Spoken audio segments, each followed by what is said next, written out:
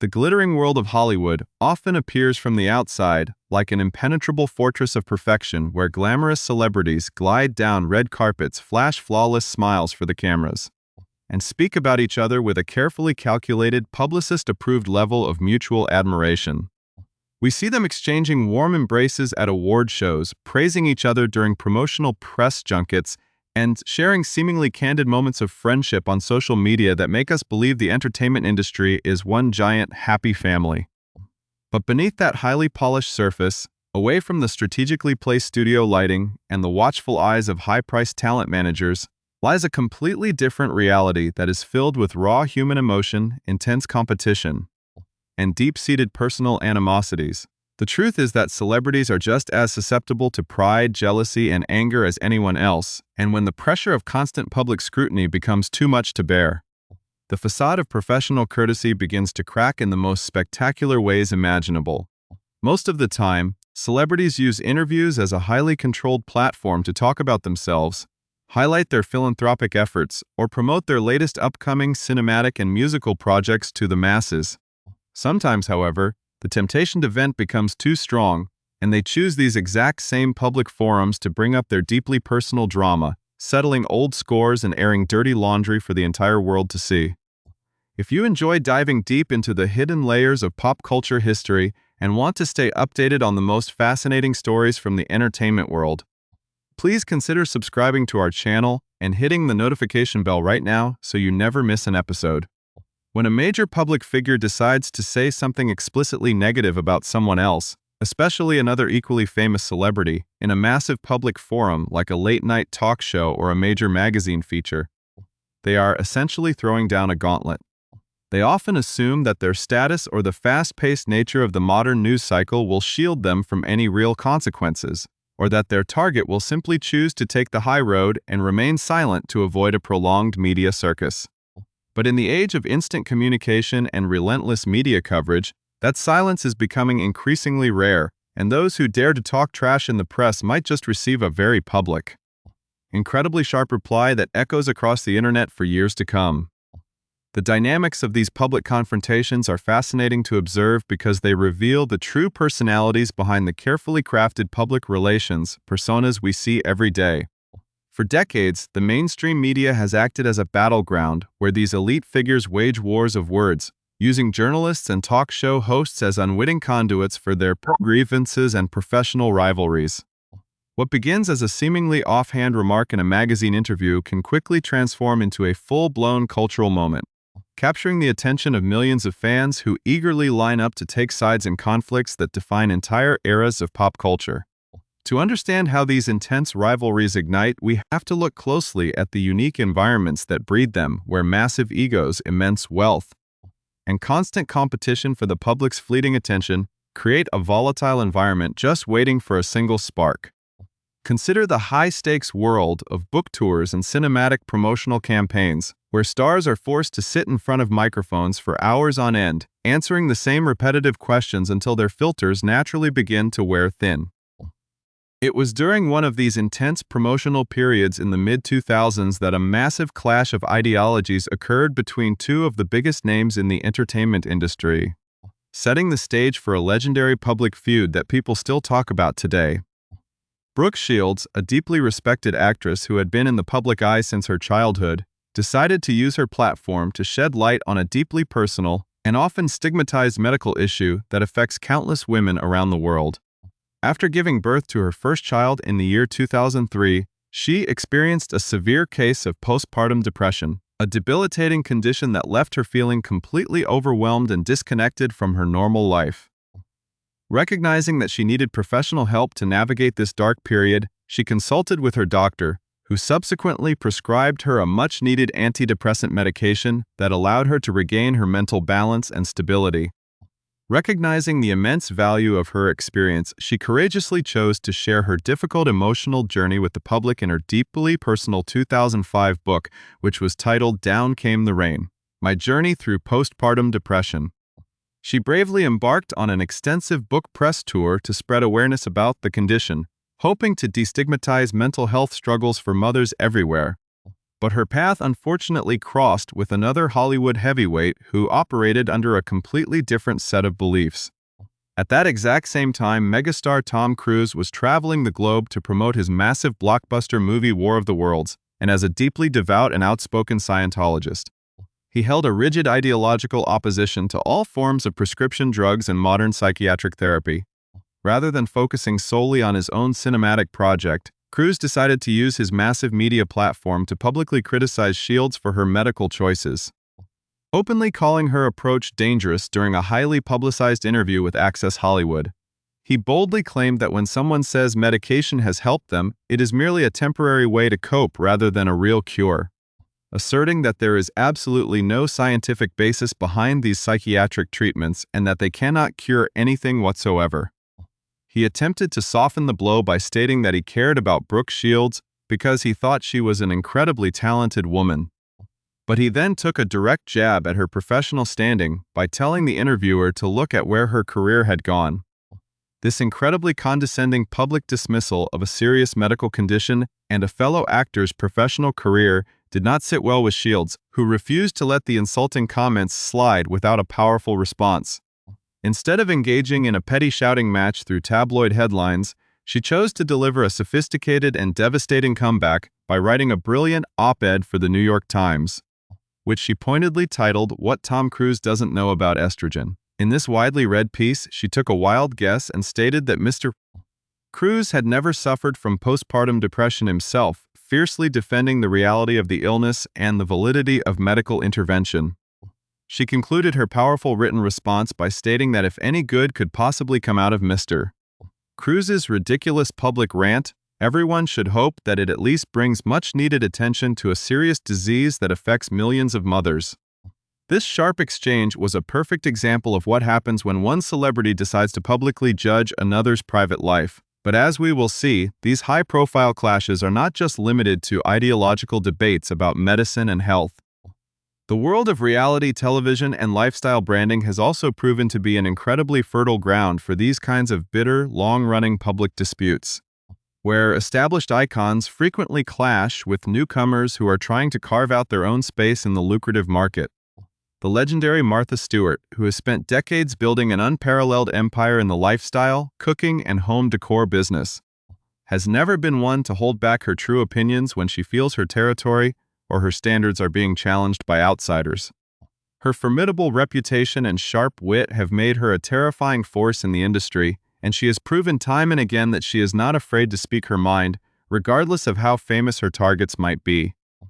The formidable authority of Martha Stewart in the realm of domestic arts and lifestyle branding is practically undisputed, but her life has also been marked by dramatic chapters that extended far beyond the kitchen and the garden. Back in the year 2004, the prominent businesswoman found herself at the absolute center of a massive legal storm, which ultimately resulted in her spending 5 turbulent months inside a federal prison facility after being convicted of insider trading and fraud. Before she was officially assigned to her final destination, a correctional institution located in the scenic hills of West Virginia. Media reports indicated that federal authorities had initially considered sending her to a well-known Connecticut prison. As fate would have it, that exact same Connecticut facility was housing Piper Kerman, the insightful author whose harrowing personal experiences behind bars would later serve as the foundation for the best-selling memoir Orange is the New Black. When television writer and producer Jenji Kohan set out to adapt Kerman's gripping memoir into a groundbreaking, critically acclaimed original series for Netflix, she drew direct creative inspiration from these real-life events and decided to introduce a brand new television character who was explicitly inspired by Martha Stewart herself. Naturally, the media became incredibly eager to know what the real-life lifestyle guru thought about this wildly popular pop culture phenomenon that was so closely mirrored after her own past misfortunes. During an appearance on the talk show Chelsea, host Chelsea Handler directly asked Martha if she had ever sat down to watch the hit Netflix program, prompting a characteristically blunt and dismissive response from the domestic icon. Martha candidly revealed to the host and the studio audience that she had never watched a single episode of the show, explaining her reasoning by stating that she had already experienced the real thing firsthand. She further emphasized her perspective by asserting that when you have actually lived through a harsh, real-life experience, like the one depicted in Orange is the New Black, you quickly realize that the real characters you meet inside are vastly superior to anything Hollywood could ever create. This public dismissal did not sit well with the hardworking individuals who poured their hearts into making the television series a critical success, and they were not about to let her comments go completely unanswered. In a subsequent collective interview with Vanity Fair magazine, the main cast members of the show decided to publicly call Martha out for her dismissive attitude, vigorously defending the artistic and social value of their collective work. The cast members pointedly cited the crucial fact that their show did not merely exist for mindless entertainment, but rather tackled incredibly important societal issues, actively raised LGBTQ+ voices, and represented marginalized women in a realistic, empathetic light. Lead actress Taylor Schilling perfectly summarized the cast's collective frustration and pride with a firm statement, declaring that she was immensely proud of exactly what the show stands for, and suggesting that Martha should actually watch it and find out for herself before judging it. Interestingly, this was far from the only time that Martha Stewart found herself locked in a bitter public dispute with prominent figures from the high-stakes entertainment industry. As a long-time, deeply entrenched fixture in the incredibly lucrative lifestyle business, Martha had spent decades carefully constructing her multi-million-dollar empire from the ground up, cementing her status as the ultimate authority on homemaking. However, her exclusive monopoly on the market faced a significant and unexpected challenge in the year 2008 when the Oscar-winning actress Gwyneth Paltrow made the bold decision to launch her very own luxury lifestyle brand, which she named Goop. Over the subsequent years, Martha made no secret of her deep disdain and critical viewpoint regarding the Hollywood star's sudden venture into the world of elite domestic commerce. The tension between the two powerful women finally boiled over into the public arena in the year 2014, when Martha gave a remarkably candid and biting interview to Porter magazine regarding her celebrity rival. Martha sharply stated that Gwyneth simply needed to be quiet and stop talking, aggressively reminding the public that her competitor was, at the end of the day, just a movie star who should stick to her original craft. She went on to deliver a stinging psychological critique, suggesting that if Gwyneth were truly confident in her own professional acting abilities, she wouldn't be desperately trying to imitate and become the next Martha Stewart. Rather than responding with equal vitriol or launching into a defensive corporate tirade, Gwyneth chose to handle the public insult with a heavy dose of masterful sarcasm and public relations savvy. While speaking on stage at Fortune magazine's prestigious Most Powerful Women Summit, the actress-turned-entrepreneur playfully joked with the audience that no one had ever said a single bad thing about her before in her entire life. So she was naturally deeply shocked and utterly devastated by Martha's words, but would try her absolute best to recover from the blow. Then, shifting her tone to one of supreme corporate confidence, she added that if she were being truly honest, she was actually incredibly psyched and deeply flattered that a legendary figure like Martha Stewart viewed Goop as a genuine commercial competitor. While these battles of wits within the lifestyle and acting industries frequently captivated the public, the music industry was brewing its own incredibly intense and deeply personal public feuds that threatened to completely destroy professional legacies. In the fast-paced and highly competitive world of modern hip-hop, the relationships between established veteran mentors and their rising young protégés can often make or break careers, but they can also disintegrate into public warfare. The prominent American rapper and music executive T.I. had played an absolutely vital role in mentoring the young Australian artist Iggy Azalea during the crucial early stages of her mainstream rap career. He had demonstrated immense faith in her musical potential by officially signing her to his respected record label, featuring her unique vocals on his own high-profile tracks, and serving as the executive producer for her massive breakout studio album, The New Classic.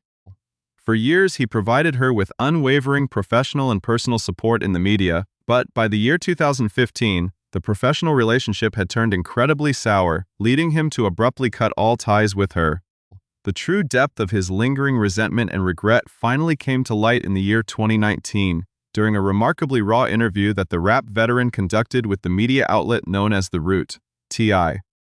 openly confessed to the interviewer that he was still actively and aggressively searching for another talented female rapper who could completely undo what he termed the massive blunder of his association with Iggy Azalea.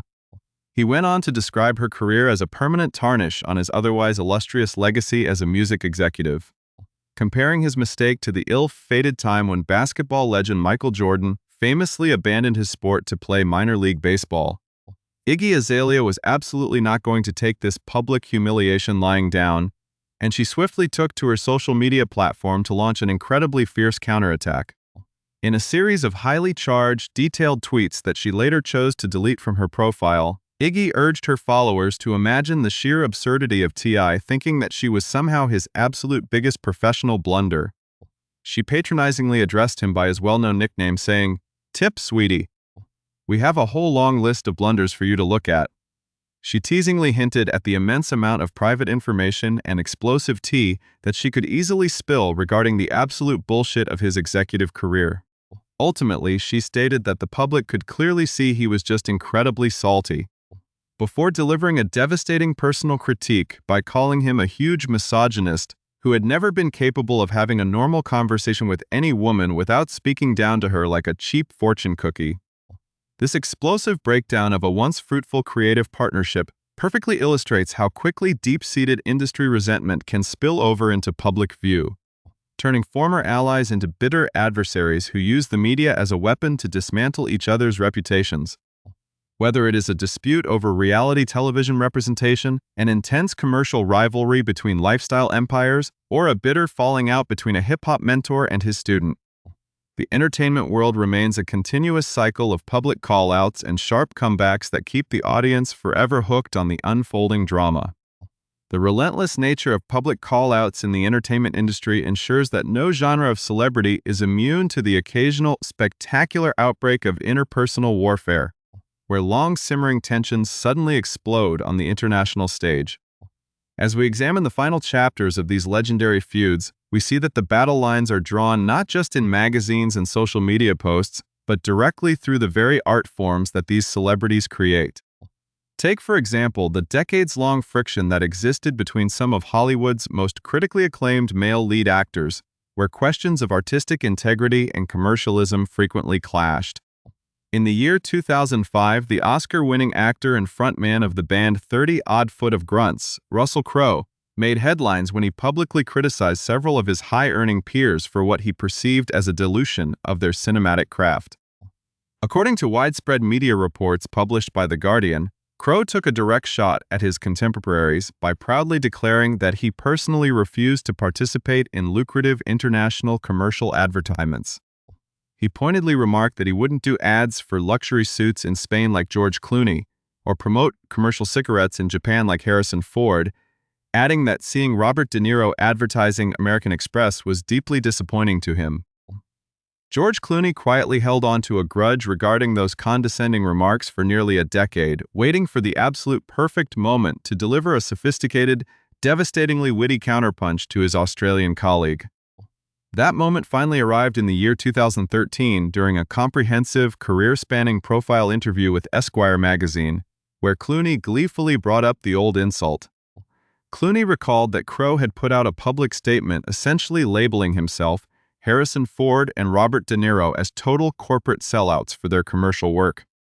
In response, Clooney revealed that he had cleverly put out his own public statement at the time, ironically agreeing that Crowe was probably entirely right in his harsh assessment. He added with a heavy dose of Hollywood sarcasm that he was incredibly glad Crowe had told them, because he, Bob De Niro, and Harrison Ford had actually been thinking about starting a new musical rock band together, which would also surely fall under the heading of a terrible, tragic use of celebrity status. This masterful blending of personal defense and artistic mockery showed that the old guard of Hollywood knew exactly how to dismantle an opponent's ego without ever losing their cool. However, as the media landscape continued to rapidly evolve, the battlegrounds shifted away from elite magazine print interviews and moved directly into the unpredictable world of late-night television and reality TV crossover drama. The immensely popular Academy Award-winning actress Jennifer Lawrence had never been shy about publicly expressing her deep, unyielding love for modern reality television programs. frequently discussing her favorite shows during major red carpet appearances. One of her absolute favorite programs to binge-watch was the hit Bravo reality series Vanderpump Rules, which prominently featured the controversial and outspoken reality star Lala Kent. During a highly publicized 2018 appearance on the late-night talk show Watch What Happens Live with Andy Cohen, Lawrence was asked about her thoughts on the current season of the reality show, and she did not hold back.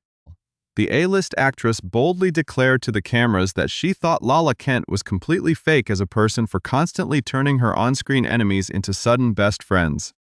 And she then shockingly referred to the reality star using a highly offensive four-letter expletive on national television. Lala Kent was initially entirely devastated and deeply furious that a global movie star would use such a massive platform to hurl such a vulgar insult at her character. And she immediately took to Twitter to launch a series of incredibly heated defensive posts. Though she quickly deleted those initial raw messages at the urgent request of her professional talent manager, she found a more permanent way to deliver her comeback during an interview on the radio show Reality Checked. Kent candidly explained to the listening audience that absolutely no woman wants to be called that specific offensive word, especially by an elite, A-list celebrity broadcasting on national television to millions of viewers. She confessed that she had actually been a massive fan of Lawrence's cinematic work for years, which made the cruel public insult bum her out significantly. Kent delivered a stinging critique of Lawrence's behavioral standards by stating that she honestly thought a famous Hollywood actress would have a little more natural class than that. She concluded her memorable comeback by firmly telling Lawrence that she should leave the trashy behavior to reality television professionals who actually do it for a living, and warned the movie star not to try and steal her reality TV thunder. This wild collision between the highest echelons of cinema and the unfiltered world of reality television proved that public feuds could ignite between the most unexpected individuals, creating cultural moments that instantly went viral. Yet, no matter how intense these television arguments could become, they paled in comparison to the emotional stakes of the music industry, where personal heartbreaks and professional validation are regularly transformed into chart-topping stadium anthems.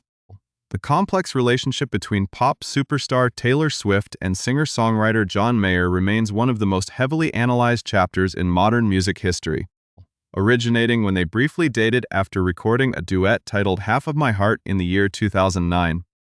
At the time of their brief romantic entanglement, Swift was a young rising country star of only 19 years, while Mayer was an established 32-year-old industry veteran, representing a significant 13-year age gap that naturally drew intense public interest. Following their inevitable and messy breakup, Swift did what she does best and channeled her raw emotional pain directly into her art, releasing a devastatingly specific track in 2010 titled Dear John, which fans and critics globally recognized as being about Mayer. The song's release occurred at an incredibly vulnerable moment for Mayer, who was already facing massive public backlash and embarking on a self-imposed career hiatus due to highly controversial misogynistic comments he had made in print interviews. In a remarkably candid 2012 interview with Rolling Stone magazine, Mayer finally broke his silence on the song, admitting that he was completely caught off guard and deeply humiliated by the track at a time when he was already down. He asked the interviewer how they would feel if, at the absolute lowest point of their entire life, someone they trusted kicked them even lower in front of the whole world. He criticized Swift's artistic choices by calling it a form of incredibly cheap songwriting, asserting that while he knew she was the biggest artist in the world, he believed it was an abuse of her massive talent to rub her hands together and scheme about hurting him. Mayer later attempted to get his own artistic revenge by writing a song titled Paper Doll, which was widely rumored to be a direct, unflattering musical response about Swift's fragile personality. When Glamour magazine later confronted Swift with Mayer's public allegations that her song had humiliated him, she delivered a masterclass in icy public relations dismissal. She called his assumptions incredibly presumptuous, asserting that she never publicly discloses the true identities of the subjects of her music. She then physically stopped the magazine journalist from reading Mayer's specific comments out loud to her, stating that she already knew it wasn't good, and actively chose to protect her own happiness by avoiding things she couldn't handle. Years later, Swift would find herself defending her artistic integrity yet again, this time against Damon Albarn, the co-creator of the band Gorillaz, who falsely claimed in a 2022 LA Times interview that Swift didn't actually write her own music. Swift immediately took to Twitter to publicly call him out, tagging him directly and stating that she used to be a massive fan until she saw his damaging, completely false take. She fiercely defended her career by stating that she writes all of her own songs and told him it was deeply messed up to try and discredit her life's work, prompting an immediate public apology from Albarn. These continuous battles for respect and artistic ownership are mirrored in the fashion industry as well, where groundbreaking plus-size model Ashley Graham had to publicly overcome deep-seated industry prejudice. In 2016, Graham made history as the very first plus-size model to grace the cover of the prestigious Sports Illustrated swimsuit issue, a monumental achievement that was unfortunately criticized by veteran supermodel Cheryl Tiegs. Tiegs publicly stated to E! News that she disliked the glamorization of full-figured women, citing health concerns and rigid waistline measurements popularized by television doctors. Graham handled the insult with immense grace, later referencing the controversy on a podcast by stating that it was disheartening to see a legendary older model use her platform to tear down another woman's historic achievement rather than celebrating progress. Whether it is Britney Spears fiercely firing back at Fred Durst for making desperate graphic claims about their brief association, or Pete Davidson using his Netflix stand-up comedy special to call out Ariana Grande for publicly minimizing their intense whirlwind engagement, celebrities have proven time and again that they will always defend their dignity. Perhaps the most iconic modern example of this occurred at the 2015 MTV Video Music Awards, following an intense media cycle where Miley Cyrus had criticized Nicki Minaj in the New York Times for her public complaints about award nominations. After winning the award for Best Hip-Hop Video, Minaj took the microphone, delivered her acceptance speech, and then turned her gaze directly toward the show's host, uttering the legendary unforgettable line, "And now, back to this bitch who had a lot to say about me the other day in the press." What's good? That single, unscripted live television moment perfectly encapsulated the ultimate reality of Hollywood life, proving that no matter how much publicists try to control the narrative, the truth will always find a way to break through, and those who talk trash in the press will inevitably have to face the music.